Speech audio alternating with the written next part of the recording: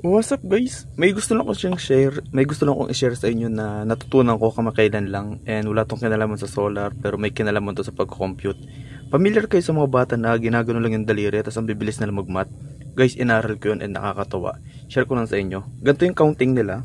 1, 2, 3, 4. And pagdating sa 5, hindi siya ganyan. Ganito yung 5 sa kanila.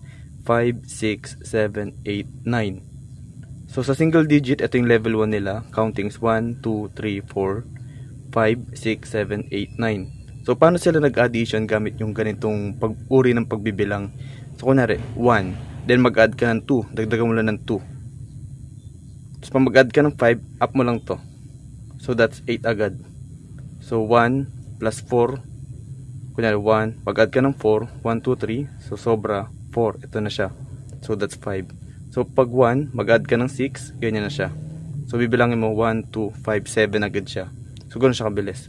And applicable rin siya sa dalawang digits. Kunyari, dito is yung 1, 2, 3, 4, 5, 6, 7, 8, 9. Then sa kabilang kamay mo naman is yung 10. 10, 20, 30, 40, 50. Ito para 50, 60, ay gito. 50, 60, 70, 80, 90.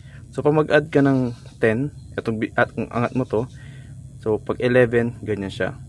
So 12, mag-add ka ng another 12, ganyan lang siya. Then mag-add ka ng 12, angat mo to, para sa 30.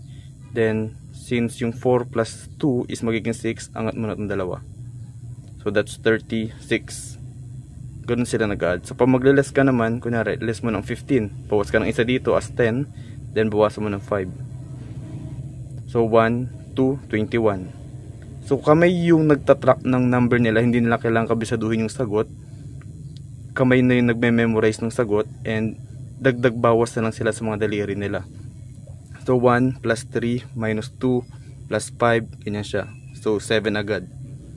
So ang bilis niya nako-compute yung mga bagay-bagay. So ang hirap magbigay ng example since wala akong Meta AI na pwedeng paghinga ng numbers. Pero try nyo gamit yung mga chat kayo sa Meta AI. Then give me random numbers. Then i-add nyo siya. May ko ng 1 plus 3 less 2 plus 5 less 6. Ganyan siya. So sagot is 1. So doon mo ko compute sa single digits ng kamay. Pag diba dalawang digits, ganun din. So meron kang 10, 20, 30, 40. 40, then 1, 2, 3, 4. 4. Less kang 24. Pause mo to. Then plus 22. Ang dalawa. Then less ka ng 1. 11, ganyan. Ganoon lang siya kabilis mag-compute. Kamay yung nag-memorize. Kapag naman umabot ka na ng 3 digits, yun na yung level 3. Then, di ko gets kung paano nila ginagawa yun since hanggang level 2 pa lang yung naaral ko. Pero silang ginagawa na kalahati lang yung nakaangat. Kunyari, kapag 100 is ito lang, 200, pang dalawang ganyan nakakalahati, 300, ganyan. So, ang hirap niyang i-memorize sa daliri kasi hindi gano'n ka-flexible yung daliri ko. Pero kung inaral siya ng isang bata, 70 mga 2 years old, 3 years old, 4 years old, tapos na-master niya hanggang mag-elementary, guys, napakadali mag-compute. Kahit ako natuwa ako eh. Pag 60, 70, 80, ganyan na siya kakamay. Try niyo siyang aralin, ang bilis niya mag-compute. So, compute sa counting muna, 1, 2, 3, 4. Basta tong apat na daliri na to, ang value niya is 1. And ito yung 5.